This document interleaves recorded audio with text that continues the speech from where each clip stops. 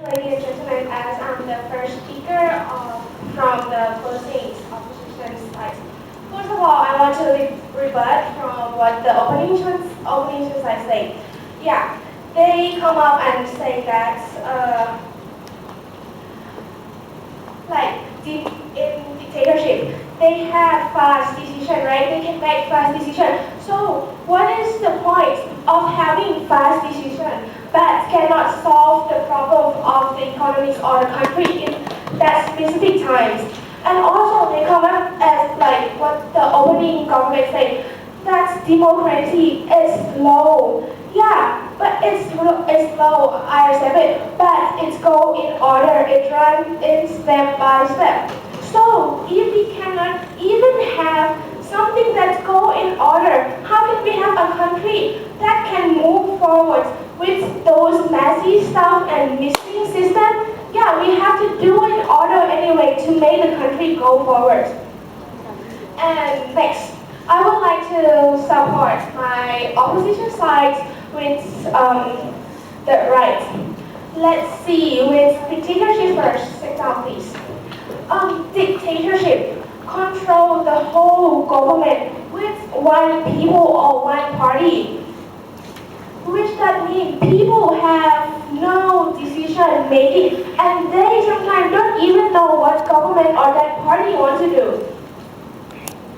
But in this way, democracy is still for people and by people and from people anyway. Democracy gather everyone's opinion. I know in democracy they will have arguments or confusing conflicts or anything, but it's still from people opinion, from many people opinion, not from only one person. And I know even it cannot solve the problem fast, but it's still go in order and it's still go in system, which to have this people in the government is their right to speak and so to talk also. And also, let me finish first. And also, if we have more solution to solve the problem, it's always better to have the better choice to solve that problem anyway. Yes. Okay.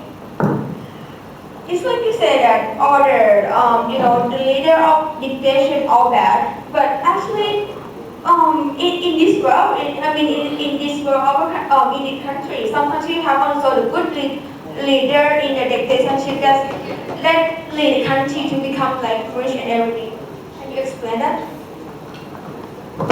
Yeah, my second speaker will continue about that because I still have so much to move on. Okay. Next, in democratic country. In democratic country, the country that's democratic, they always negotiation with each other. They always solve the problems with each other. They always talk with each other about the economics or crisis or whatever that happened in that current time. So they will always help each other. But in other hand, in dictatorship, mostly they just worry for themselves. They just want thing for themselves. Because they think that they are the best. That's why they try to conquer another country. And they will always want to be the best in the world. Which that will bring to a war or something after that. Sit down, please. Okay, and next, I want to move on to, I want to open a new argument, which is about to have democracy, it still prevents terrorism. How? Because let's see in dictatorship first. In dictatorship country, they gain they gain money by protect the terrorists because the terrorists run into their country. And they just, yes. You said like the dictatorship is all corruption, but in the other hand, like for example, some country democracy, the people who run the country, like government, somehow are corruption also, right?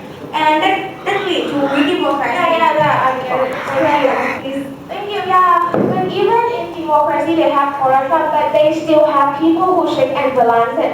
But in dictatorship, if the dictator corrupts himself, he gets all the money, then gone. Okay, let me continue with my news arguments, which about previous terrorism.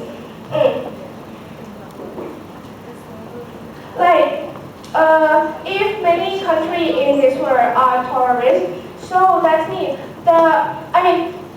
if many countries in this world are democracy, yeah, so then terrorists cannot, they don't have place to stay because most of the terrorists stay in dictatorship country anyway. So they cannot even run to democracy country. So if we have less terrorists, that means the problems or war that's gonna happen in future will not affect.